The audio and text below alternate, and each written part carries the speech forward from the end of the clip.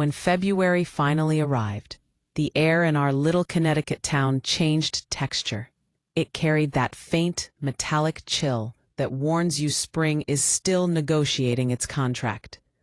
The warmth inside our newly peaceful household felt almost fragile, as if one wrong spark could tip it back towards silence. I'd been back in my apartment for a few months, wrapped up in winter projects, texting Dad every few days with small victories from work. Then one Saturday morning he called, voice shaky in a way that yanked a thread straight through my chest. "The stove," he said. "It's acting weird again. Might be nothing, but could you come down?" I didn't even wait to think about schedules. 2 hours later, I was at the doorstep with coffee, half expecting plumes of smoke to pour out dramatically. Instead, Dad greeted me with an apologetic grin and a kitchen perfectly intact. "False alarm," he admitted. "But hey, you looked worried. Proves you've learned something." I smacked his shoulder with mock indignation, but truthfully, the small panic had shown me just how much those earlier flames still lived quietly inside our nerves. The rest of the day we spent inspecting wiring, checking vents, pretending we were professional house inspectors. Somewhere between tightening screws and debating whether to replace the oven, laughter slipped easily again. It wasn't childish this time. It was relaxed, grounded. When we broke for lunch, eating grilled cheese over the spotless counter, Dad said, "You know that prank of yours keeps getting more expensive. I replaced that hood twice already." I groaned dramatically and promised to make a reimbursement plan that would only take me until age 50. He chuckled, then his tone softened. "But it gave me you back, Lena. I didn't realize how far apart we'd drifted. Sometimes affection, when admitted aloud, crackles louder than any flame." I just nodded, chewing bread, afraid that saying anything might tip the moment out of balance. That night, we went to an old movie screening downtown. The heater in the hall barely worked, so everyone sat wrapped in coats. During one scene, something ridiculously glamorous about a woman torch lighting her cigar, Dad leaned toward me and whispered, "She should use ketchup instead." I snorted so hard people turned around. Embarrassment melted quickly into amusement. He clearly reveled in our private mythology. Over the next weeks, our phone calls turned into a routine. Small updates, spiced with jokes about smoke detectors. But underneath them, I started noticing things. He got breathless, climbing stairs. Forgot words mid-sentence. When I asked, he brushed it off as winter laziness. The first time, he coughed for an entire minute on a video call. I felt that strange, powerless heat of worry return. Fire again, in a different form. By March, I insisted on visiting more often. The kitchen smelled perpetually of lemon cleaner and baked bread, a comfort smell now. Yet Dad moved slower, hid fatigue behind humor. One Sunday evening, during a quiet dinner, he suddenly said, "It scares me sometimes that you might think of me only as the punchline in that story. I'd rather be the reason you kept laughing afterward." I put down my fork. "You're the reason I stopped being afraid of laughing," I said, surprised by the truth in my voice. He smiled, reached for his glass, and that simple exchange became our truce against whatever storms waited. A week later, the storm arrived. Mom called early morning. He'd collapsed in the garage. My drive down blurred into a single streak of gray road. The hospital smelled sterile, too much like the memory of smoke extinguishers. He was conscious, pale, hooked to monitors that blinked like gentle warning lights. "Minor heart attack," the doctor said, "and a solid recovery ahead if he finally listens." When I finally sat beside him, he tried to joke. "Told you the kitchen wasn't done teaching lessons." I laughed through tears and promised I'd handle all cooking in his absence. But that night, alone in the visitor's lounge, I thought about how every story we'd built had been wrapped in mirth to keep fear at bay. What had started as a prank had somehow become the emblem of our resilience. Now it would have to carry us through this new trial. Recovery was slow, but determined, much like his attitude about everything. Physical therapy, diet reform, extra naps, it all unfolded under Mom's watchful glare.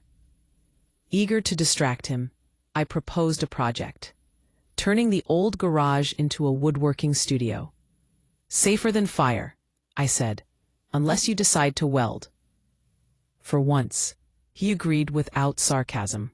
We cleaned, painted, built shelves. Every hammer's thud felt like punctuation in a paragraph neither of us wanted to end. During those weeks, he told me stories I'd never heard. The time he nearly burned his eyebrows fixing a carburetor. The moment he first met Mom at a hardware store, because of course. Each confession peeled back layers of the stoic man I'd spent years tiptoeing around. I realized our family's language had always been practical advice wrapped over unspoken love. The fire, the fear, and this fragile healing had simply stripped the words of their armor. One breezy Sunday, when he could finally walk without fatigue, we celebrated by cooking together again. I insisted on making something elaborate, vegetarian lasagna, heavy with symbolism and mozzarella. As we layered pasta sheets, Dad said casually, "You know, Lena, I used to think safety meant silence. That if nothing big happened, we were fine. But you and your fiery chaos taught me that noise isn't always danger. Sometimes it's life showing off." When the oven timer beeped, even I felt a flicker of nerves. We both stepped back dramatically, as if observing a live volcano, then laughed until tears glistened. The lasagna came out perfect. Golden browned edges, not a hint of smoke. "A redemption arc," he proclaimed, cutting the first slice with unnecessary ceremony. Months later he returned fully to work, albeit part-time. Claiming retirement felt like overcooking. The house remained our shrine of cautious joy. He still teased me about installing a sprinkler system just for me, and I still pretended to consider it. We'd talk late into nights about anything: music, neighbors, absurd TV cooking competitions, until Mom scolded us for noise pollution. It became another ritual, a gentle defiance against all the versions of ourselves that once stayed too quiet. One evening, nearly a year after the fire, I visited alone. They'd gone out to dinner with friends, and I wandered into the kitchen to pour water. The silence there hummed softly. In the right light, the faintest trace of discoloration still shadowed the corner above the stove. I reached out, fingertips brushing the wall, and whispered a thank you, something I'd never said aloud. Because that tiny scar carried everything: our foolishness, our laughter, our recovery. It reminded me that destruction and creation often borrow the same spark. When they came home, Dad noticed my hand still hovering near the wall. "Still forgiving yourself?" he teased. I smiled. "Always," I said. His reply was simple: "Me too." We stood there, the three of us framed by light that flickered warm but steady. Later, before leaving, I scrawled a small note on a sticky pad and left it under the fridge magnet, shaped like a fire engine. It read, "Thank you for teaching me that it's never too late to turn a mess into a memory." I imagined him finding it in the morning, groaning at the sentimentality, maybe smiling before making his usual terrible toast. Driving back through the sleepy streets, I caught sight of faint smoke curling from a neighbor's chimney, peaceful and slow. For the first time, that sight didn't trigger fear. It looked almost beautiful, proof that fire could belong in a home without destroying it. Somewhere, deep in my chest, warmth spread, tender and steady. So now, whenever someone asks about the infamous kitchen story, I tell them the short version. I tried to prank my dad, but ended up burning the kitchen. What I never add, but what I always think, is that I also learned how love, once set ablaze, doesn't turn to ash. It turns to light, it softens walls, and it teaches even the most careful hearts to laugh again in the flicker of their own mistakes. The following Friday, I watched my parents' front door swallow Hannah whole, and wondered if I'd made a terrible mistake inviting the two halves of my life to collide at dinner. He stood there holding a box of pastries from a French bakery, his idea of diplomacy, and wearing the nervous grin of a man about to sit for the most important exam of his adulthood. My father opened the door with that neutral politeness he uses on insurance salespeople. Mom appeared behind him, her expression a masterclass in quiet theatrical suffering. "Come in," she said, each syllable a moral test. The air between them could have frozen lemonade. Hannah was courteous without being obsequious. "Thank you for having me, Mrs. Karam." And I loved him a little more for refusing to shrink. I kept bustling around with plates, as if motion might absorb tension. Mom had cooked enough for a diplomatic summit: rice, lamb, salads, things she wasn't sure he'd eat. Dad poured tea with grave precision and launched the interrogation. "So, Hannah, you are in structures?" he asked, pointedly skipping any reference to religion or ancestry. Hannah explained his work with bridges and earthquake safety, which seemed to distract Dad.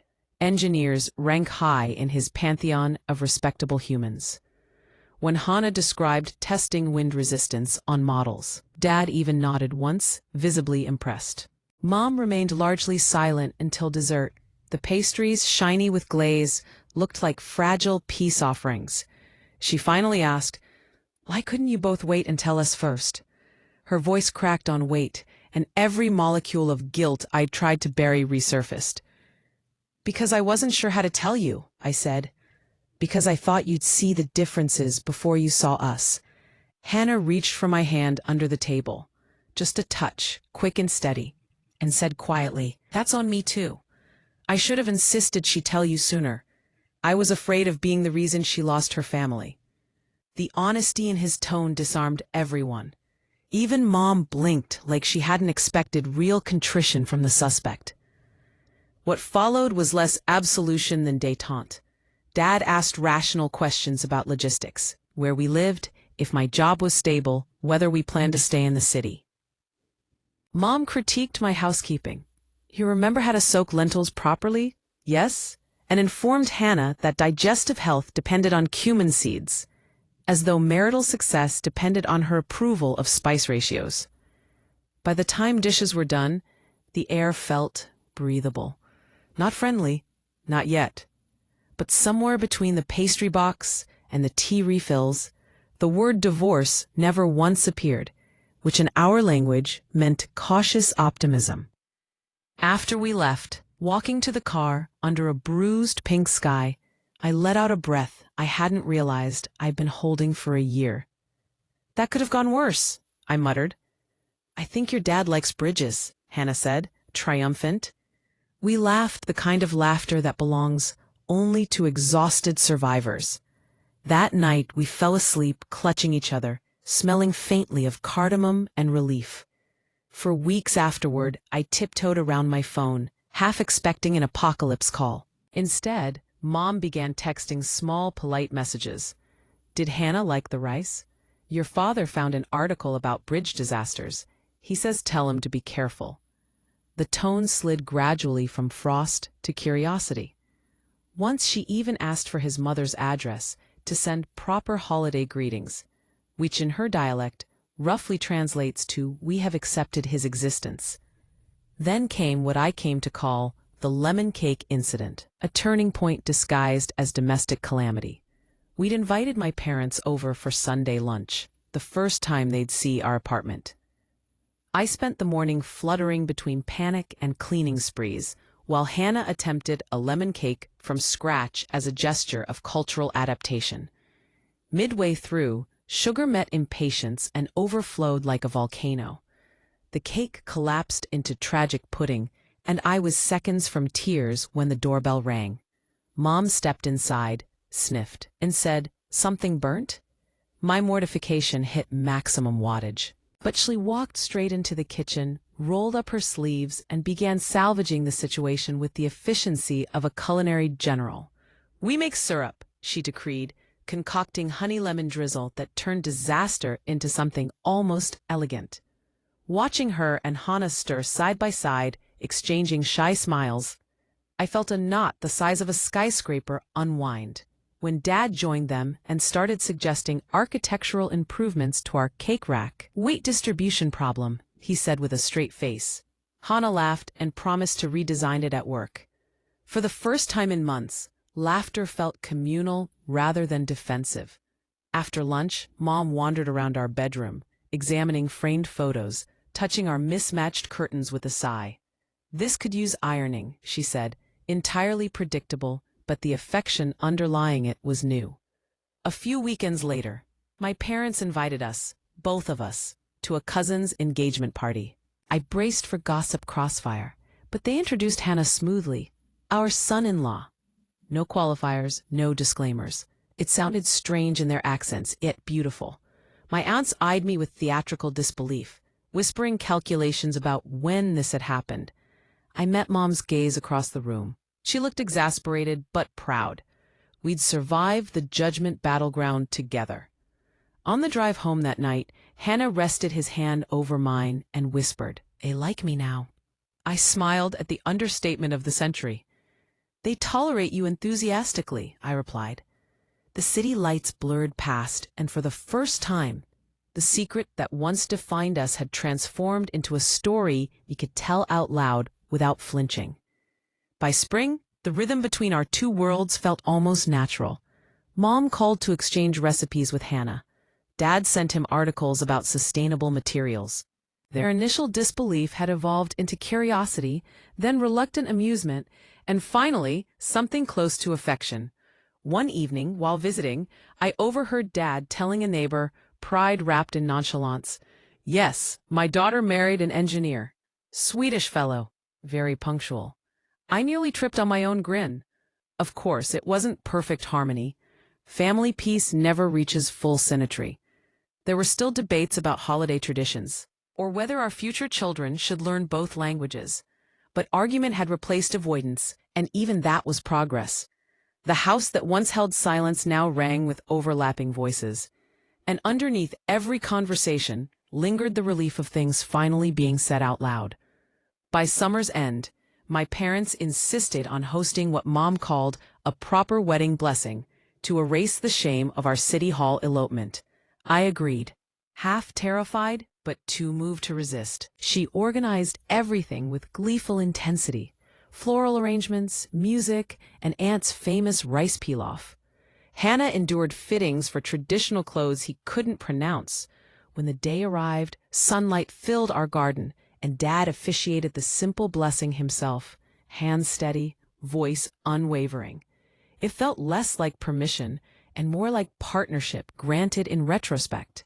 In the photographs from that day, you can almost see a faint disbelief on every face. That love survived bureaucracy, secrets, and stubborn pride. Standing there, surrounded by laughter and clinking teacups, I realized part two of our story had quietly shifted from explanation to celebration. What began in hiding had stepped fully and safely into the light, though some corners of the future still waited unlit, none of us knowing that one more reveal would come sooner than expected. 3 months after that garden ceremony that was meant to close every chapter, I learned that family stories have a way of sprouting new branches, even after everyone swears the tree is pruned. It started with an unexpected envelope, thick and slightly smudged, addressed in my father's angular handwriting. Inside lay a letter, not rangy paragraphs, but deliberate lines, handwritten the old way. You told us the truth because you were brave enough to break the silence. Now we owe you our truths." Beneath that sentence was an invitation for dinner at home. Just us four. No aunts, no neighbors, no parade. I reread it 5 times, feeling the familiar flutter of anticipation and dread. That Thursday evening, the house smelled of cumin and something sweet.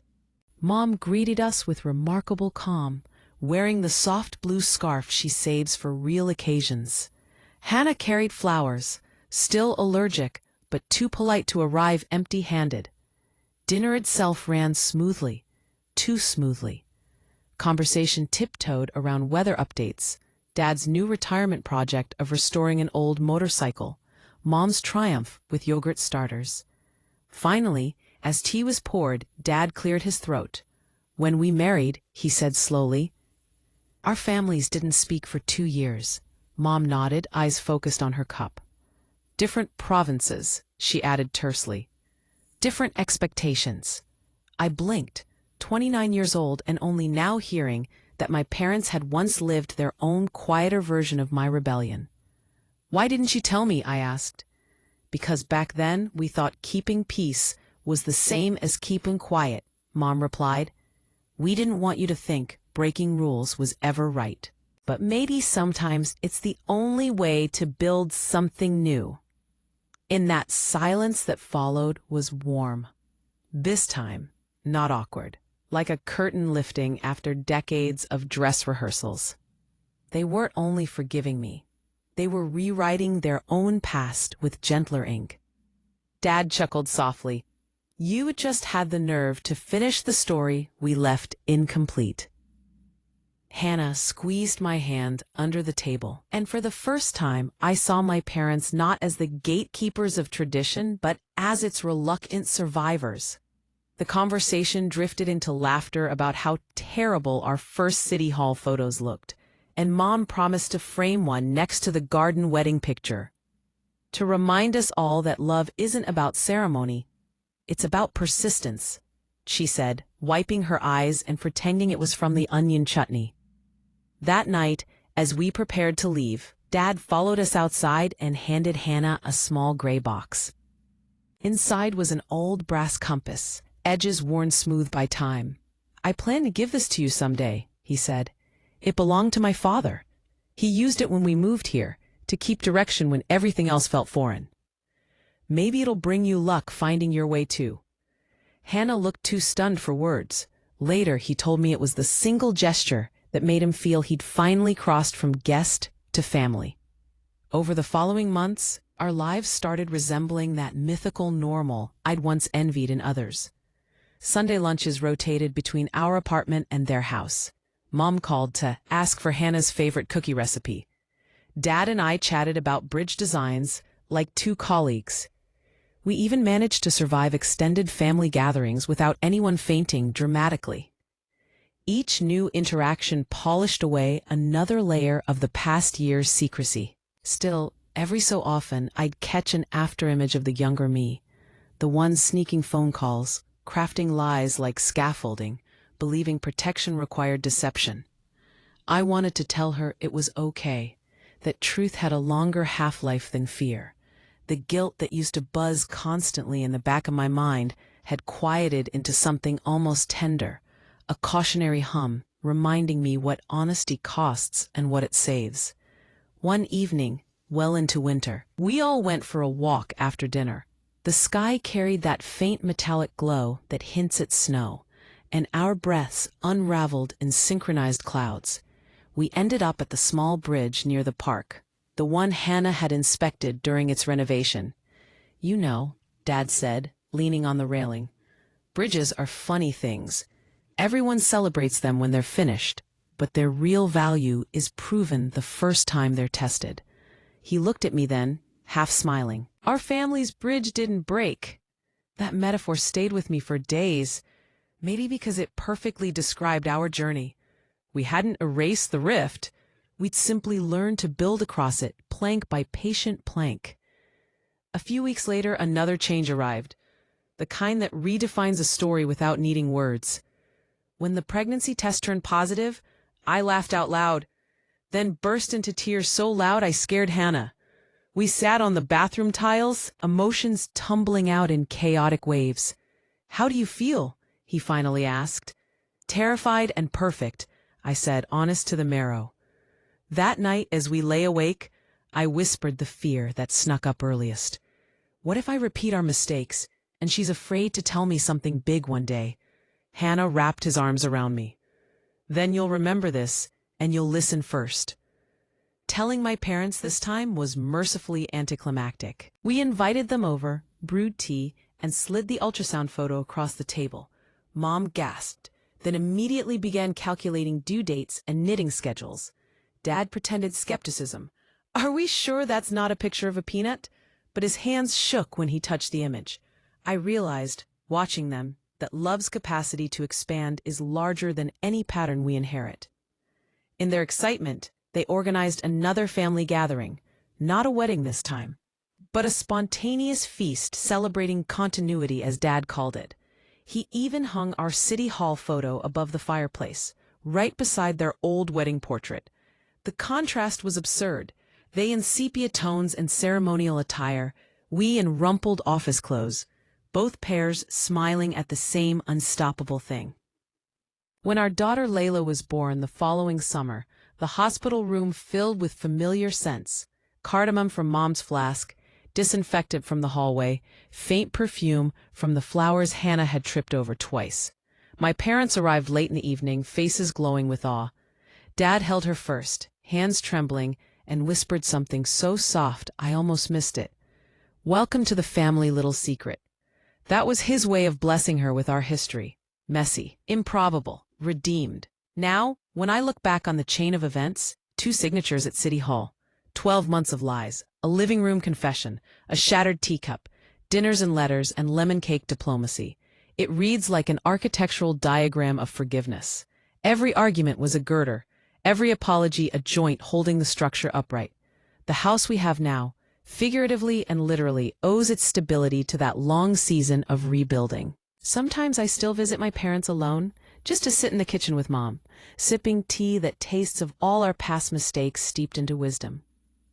We rarely speak about that first year of secrecy, but we both glance at the wall where a faint crack remains above the counter, the one they never repainted after moving a shelf. It's our shared relic, proof that damage need not vanish to prove the repair is strong. My life didn't end when I told them. In truth, it finally started. I understand now that families are less about conformity than about elasticity, the ability to stretch around love without snapping. If I could send a message to that terrified younger version of myself, standing with the marriage certificate hidden in her bag, I would tell her this: secrets might protect the moment, but honesty protects the years that follow. And every time I tuck Layla into bed, listening to her soft breathing beside Hannah's gentle snore, I whisper one more truth into the quiet: that the bravest thing I ever did was stop hiding the best thing I ever chose.